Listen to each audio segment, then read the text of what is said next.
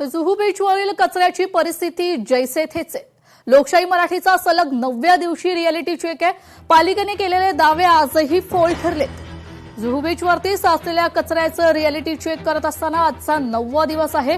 लोकशाही मराठी गेल्या आठवड्याभरापासून जुहू चौपाटीवरती पसरलेल्या कचऱ्याचं साम्राज्याची सत्य परिस्थिती दाखवत आहे। पालिकेने केलेले दावे आज देखील फोल ठरतायत। आज समुद्राला भरती असल्यामुळे बराच कचरा हा समुद्राच्या पोटात पुन्हा गेलेला आहे, पण आजही समुद्रकिनारी प्लास्टिकचा कचरा हा मोठ्या प्रमाणात पाहायला मिळतोय।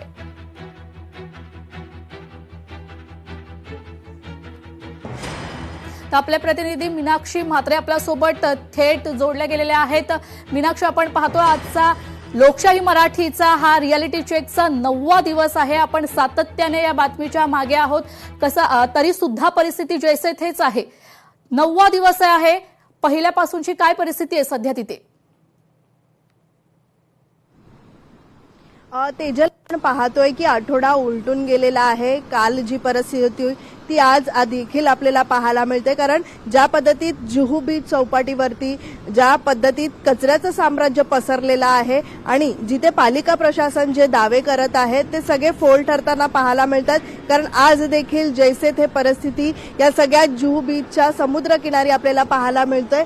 दूरवर जर पाहिलं तर आज देखील टनभर कचरा जो आहे तो जुहू चौपाटीच्या या सगळ्या समुद्रकिनारी आपल्याला पाहायला मिळतोय। बऱ्याचदा आपण पाहतो की हा कचरा जो आहे तो उचलला जातो आणि त्याचा या ठिकाणी ढीग जो आहे तो केला जातो, मात्र समुद्राची भरती असल्यावरती पुन्हा एकदा हा कचरा जो आहे तो समुद्राच्या पोटात जातो। आणि इथे आपण जर पाहिलं तर आज देखील समुद्राला मोठी भरती आहे, त्यामुळे बराच कचरा जो आहे तो समुद्राच्या पोटात गेलेला देखील आपल्याला पाहायला मिळतोय। आज सकाळी पहाटेपासून आपण जर पाहिलं तर अगदी 2 ते किलोमीटरच्या अंतरावरती संपूर्ण हा प्लास्टिकच्या कचऱ्याचा कशा पद्धतीत साम्राज्य पसरलेलं आहे।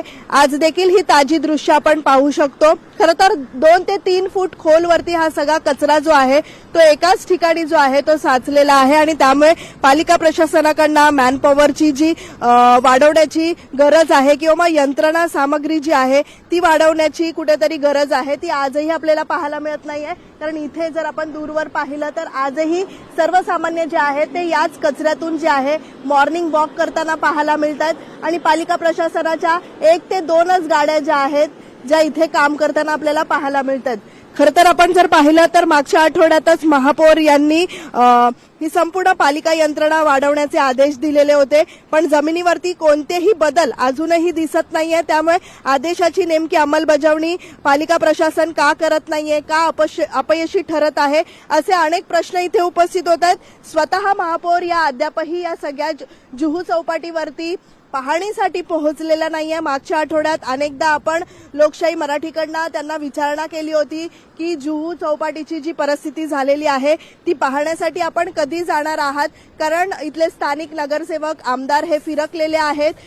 सोबतच आपण पाहतोय की विरोधी पक्ष नेत्या किशोरीताई देखील इथे पोहोचल्या होत्या। मात्र ही सगळी परिस्थिती पाहत असताना मुंबईकरांना नेमकं काय भेटतंय, जे टॅक्स पे करतात त्यांना नेमकं आता त्याच्या बदल्यात काय मिळतंय, तर हे सगळं आपण पाहू शकतो। ताजी दृश्य आजचीच आहेत। त्यामुळे आज देखील आपण पाहतोय की मुंबईच्या महापौर या जुहू चौपाटीवरती पोहोचलेल्या नाहीयेत। त्यामुळे मुंबईकरांच्या या सगळ्याच समुद्र किनाऱ्यावरची काय नेमकी अवस्था आहे याचा रिअलिटी चेक करत असताना लोकशाही मराठीनं हा 9वा दिवस आज उजळलेला आहे आणि 9व्या दिवशी देखील ही दृश्य जी आहे जुहूच्या या सगळ्या समुद्रकिनारी आपल्याला पाहायला मिळते। त्यामुळे निश्चितच पालिका प्रशासनाला अद्यापही का जाग येत नाही असाच हा सवाल इथे उपस्थित होत आहे। मॅन पॉवर ज्या पद्धतीत पालिका प्रशासन सांगते की 75 असे दिवसभरातून 2 शिफ्टमध्ये मॅन पॉवर जी आहे ती आहे, पण मात्र इथे प्रत्यक्षात जर आपण दूरवर पुन्हा एकदा माझ्या कॅमेरामॅनला विनंती करते, माझ्या मागची दृश्य असतील किंवा मग पुढची दृश्य असतील,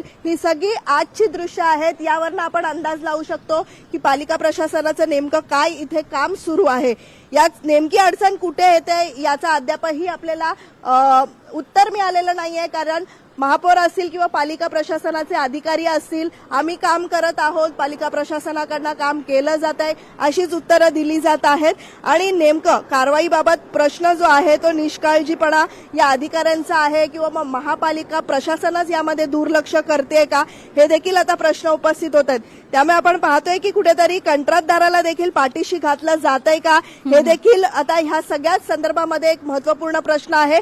कारण मागच्या काही दिवसांपासून आपण इथे मॉर्निंग वॉकसाठी येणारे जे नागरिक आहेत त्यांना देखील आपण विचारलं होतं नेमकी ही परिस्थिती पहिल्यांदाच अशी का उद्भवलेली आहे, तर मात्र नाले सफाई झालेली नाही आणि नाळ्यातला जो सगळा गाळ आहे तो समुद्रामध्ये गेलेला आहे थेट. आणि जिथे आपण पाहतो की जुहू चौपाटी असेल ती 7 ते 8 किलोमीटरचा संपूर्ण पट्टा आहे आणि ठिकठिकाणी आपण जर पाहिले तर मोठे नाले जे आहेत ते थेट समुद्रात सोडले गेलेले आहेत.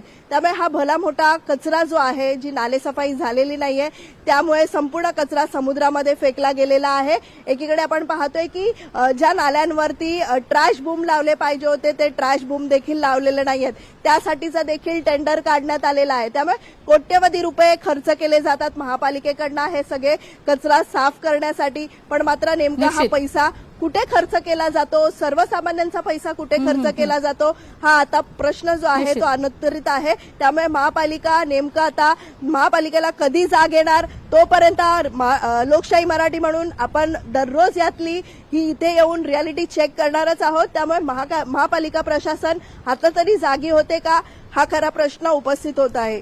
निश्चितच मीनाक्षी, आपण लोकशाही मराठी याचा रियालिटी चेक पुढे देखील सुरू ठेवीलच. आपण सातत्याने या बातमीचा पाठपुरावा करूच. मात्र तुर्तास तुम्ही दिलेल्या या माहितीची धन्यवाद.